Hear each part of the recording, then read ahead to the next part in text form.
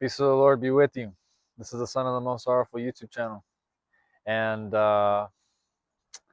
hey, Weirdo, you belong to God. Stop wasting your time with the world. So, for me personally, I've found myself to be the kind of person that doesn't really fit in. Uh, and I have tried really hard to fit in, like whether it was at work, in school, try to find like a group of friends that you fully are not the odd one out. It seems so. I'm always seem to be the odd one out everywhere I go. Uh, at this point in my life, that I'm more Christ centered than I have been in the past. Um, thank God that I have more friends that see things that we share the same perspective in, like sainthood is a necessary pursuit in the spiritual life, in the Christian life. The cross is important because without the cross, you can't resurrect on the third day. You know what I mean? So, uh, but because I was created for adoration and love and service of God specifically, we all were, but uh, I really have tried to invest in getting acquainted with the world. I really have tried really hard to be the world's friend. You know what I mean? And to be part of the matrix, to be nice and plugged in a endless cycle of pleasure. And for me, it doesn't work. It feels good for like temporary, right? Because obviously that's why they call it pleasure. It's pleasant. Um, the thing is, just long term, it takes away from you much more than it contributes to your life. It's a destructive thing in the long term. Uh, so and I wanted to express that if that's like your case, that you feel like the world is rejecting you, like you're trying hard to fit in, you're just trying to like go to work and do your business, and people are like constantly getting in your face for no reason, it seems, or people call you weird, they see that you're like naturally joyous and they want to try and dim your light. It's a very clear sign that you are of God, that you have a very specific path in this life. It doesn't make you special, right? It makes you unique. Uh, like to say or imply that you're special means that like you're better than everybody else, and the fact is you're not. You are a miserable sinner just like everybody else. You're human just like everybody else. Okay, it's just you were granted special gifts uh, with which to make the world a better place for God's glory. Uh, so, like, a lot of the times when I kind of was just like, dude, I'm just weird. Like, I fell into self hatred and self loathing for such a long time. And I was like, dude, if I wasn't so weird, then I would fit in. If I wasn't so, you know, like extra, people would accept me and love me. You know what I mean? And I wouldn't be so alone, and it wouldn't suck to like uh, feel like I'm different or weird or set apart. Or it's just like now I'm in a point in my life where I have made my peace with it, right? Um, and it's just like, well, yeah, I'm weird. It's really tough. Like the whole family thing is really tough. Like being around your family and kind of being the odd one out and feeling like they love you, right? They love you, but it's just the fact of the matter is they don't understand you. They don't see the world the way you do. Um, and it's not because they're intentionally bad. They're actually really love you. They really love you. But we're like for me, I'm Hispanic. I'm Mexican. So like we're a lot of my family comes from the country of Mexico. At the time that they were growing up, there was not a lot of eccentric people in Hispanic culture because you're just trying to survive and just provide for your family and to find out where the next meal is going to come from a lot of the time. Okay, a lot of time you don't really have enough to go around. Um, that a lot of my relatives, they're very familiar with that kind of lifestyle for the most part in Mexico. That's where they come from. So over there, there's like not a lot of peculiar, eccentric people in the culture. If there are, I don't know where they go. I really haven't thought about that much. But that's why when you start to talk about things in a different perspective, maybe in a more whimsical and fun way, and they're just like, dude, what are you talking about? They're like, what is that? That's very strange. Um, just don't think that way. That's a waste of time. You know what I mean? It's probably something you hear from like your dad or your uncle a lot. If you, because they were brought up to just, you know, uh, put their head down and be quiet and work. You know what I mean? Just like everybody else, and provide for your family like a man. Which is it's a very masculine thing. What I mean to say is just if you are like that, you just don't fit in. And I'm just kind of trying to go back to that place. It's hard to remember what it was like because I spent a lot more time by myself. I do spend time with friends, but for the most part, I'm okay being alone now. I don't have like that fear of missing out because in my alone time, I spend more time with God. And so, like, because I feel like I was made for adoring God and to being with God in silence for longer periods of time, I feel more fulfilled than when I was out there trying to uh, find a group of friends to hang out with, to find like a group of humans to associate myself with, like a label. I was part of. I was a musician for. I mean, I still am a musician because I participate in the church choir. So I still am a musician. I still read music and stuff. It's just my label as a musician in my past life was I mean to say in my secular life, right? Before I came to God.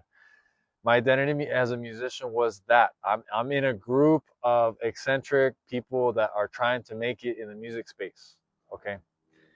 And I didn't really fit in there either, which is crazy to think about because you really do have that is where the eccentric people go, you know. And I don't want to create the impression there was a lot of people that I got along with very well.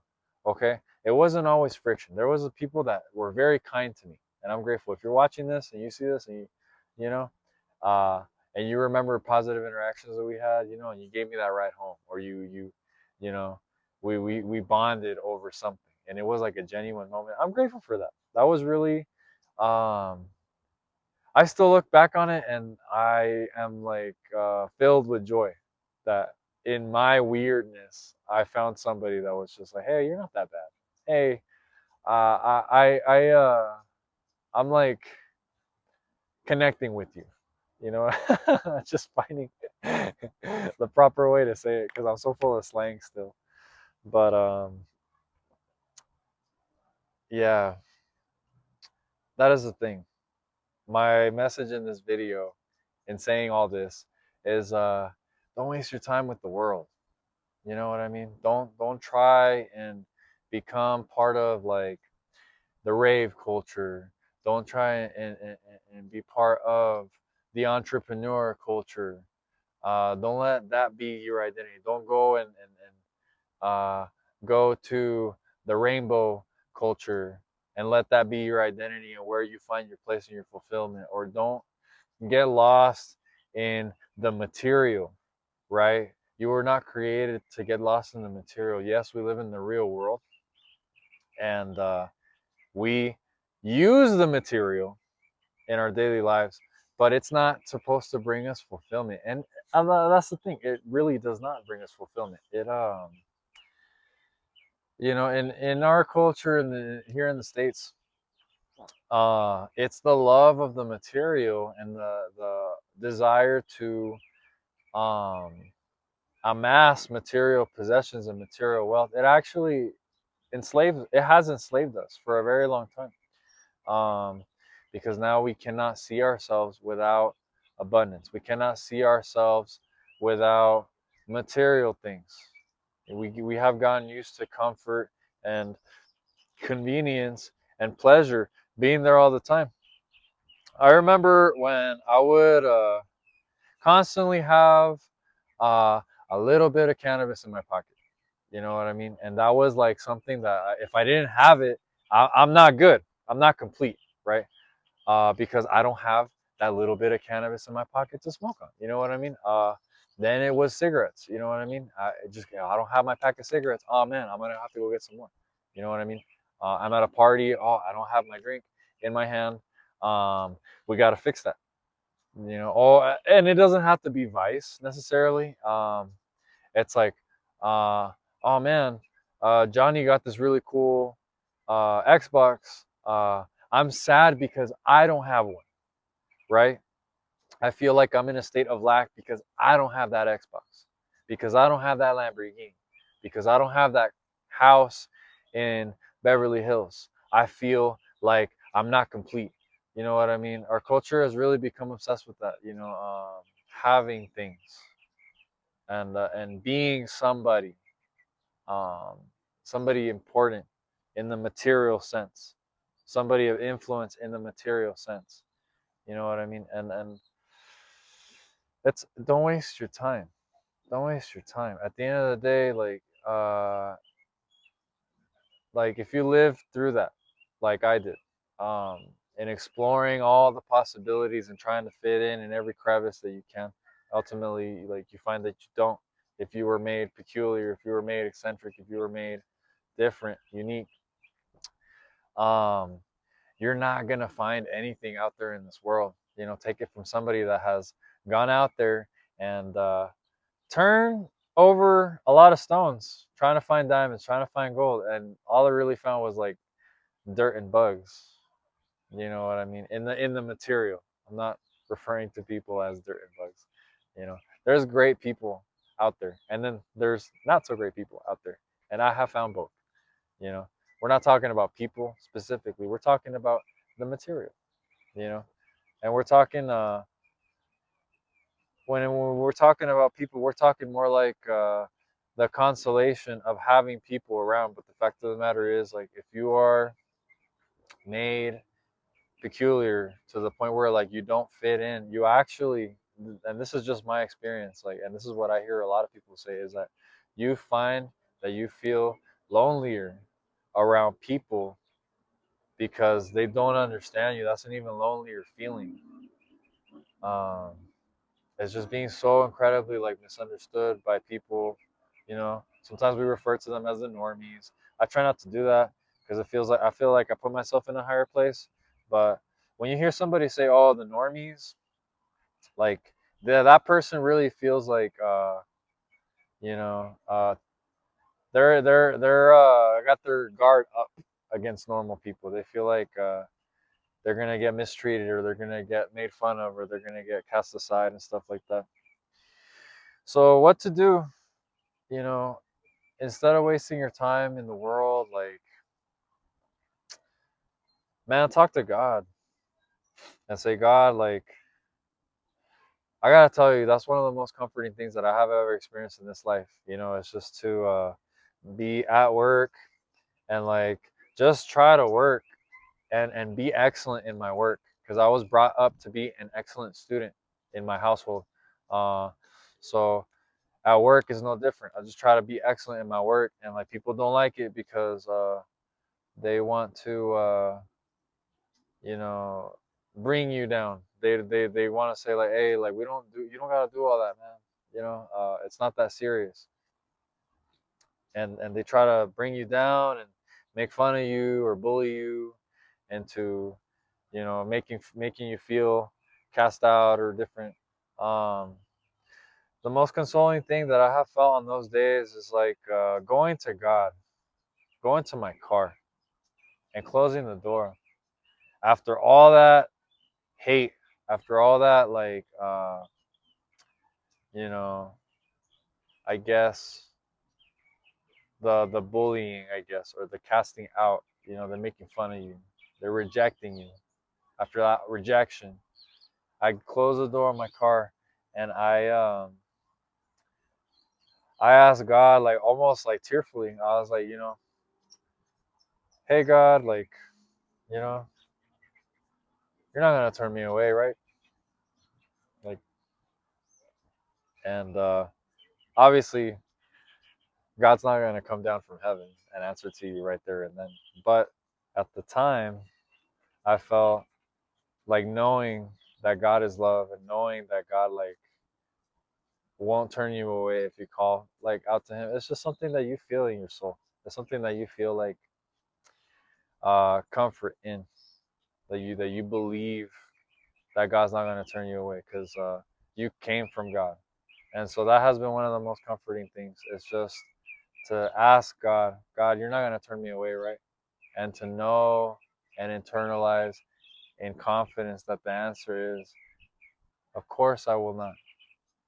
Lord, are you with me at this moment in my loneliness, in my in my rejection? Are you with me? Yes, I am.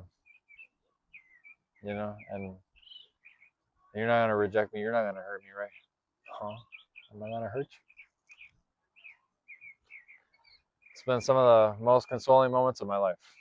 You know what I mean? And it's just like, oh, good, because those people in there really let me down. You know, and yeah, weirdo. You're a weirdo. That's what this video said. You're a weirdo, and that's a great thing. Uh, God made you in such a way that you wouldn't fit into this world, so that you wouldn't get lost in it, so that you wouldn't find your place here because your place is in heaven with the Father. Um, so stop trying to fit in. Stop trying to make it work with the world. Stop trying to participate in the matrix. Stop going in that hamster wheel. And Matthew 16:25, your life. He who saves his own life shall lose it. If you go around this world trying to get your way, trying to fit in, trying to put yourself, who are a square peg in a round hole, you know, with enough strength, you could force it in there. It's not gonna fit well, you know, and it'll just take the smallest, and it'll pop right back out, right? So lose your life for His sake, and the Lord will show you who He is. Let's go on. This one's out for all the weirdos. I made this video for the weirdos. You know what I mean? Because we're out here in this world trying to make it work, and it's not working. And I feel like I wanted to get on here and say, it's not gonna work. It's not gonna work. And I'm sorry if you're going through that with your family, where you're trying to make it work, and it's not working. It's not gonna work. Retreat and go with the Lord in peace. And retreat to your interior, in your heart, in your soul, and be with the Lord. Because you don't belong anywhere else. I'll tell you that right now. So have hope, weirdo. You belong to God. This has been the Son of the Most Sorrowful YouTube channel. And I pray that the peace of the Lord be with you by the intercession of Our Lady of Sorrows. And I'll see you at the next one. God bless you.